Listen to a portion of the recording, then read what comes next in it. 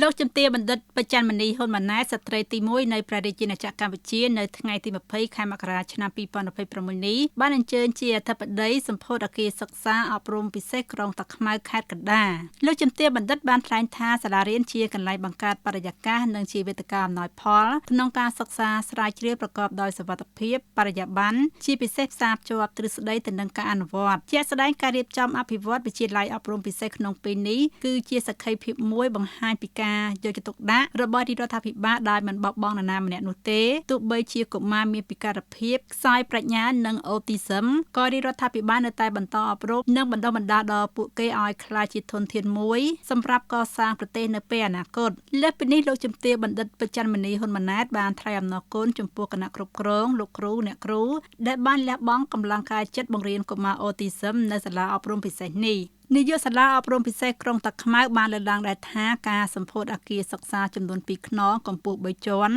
និងស្មើ36បន្ទប់នៅពេលនេះនឹងធ្វើឲ្យសិស្សថ្មីបន្ថែមទៀតអាចចូលរៀនបាននៅទីនេះពីព្រោះកន្លងទៅសាលារៀនបានជួបបញ្ហាកង្វះខាតអគារសិក្សារាជរដ្ឋាភិបាលកម្ពុជាអាណត្តិទី7នៃរដ្ឋសភាក្រោមការដឹកនាំប្រកបដោយគតិបណ្ឌិតរបស់សម្ដេចមហាបវរធិបតីហ៊ុនម៉ាណែតនាយករដ្ឋមន្ត្រីនៃព្រះរាជាណាចក្រកម្ពុជាបានកំណត់ផែនការគន្លឹះយុទ្ធសាស្ត្រវិស័យអប់រំឆ្នាំ2024-2028និងវិធានការគន្លឹះនានាដើម្បីលើកកម្ពស់វិស័យអប់រំនៅកម្ពុជា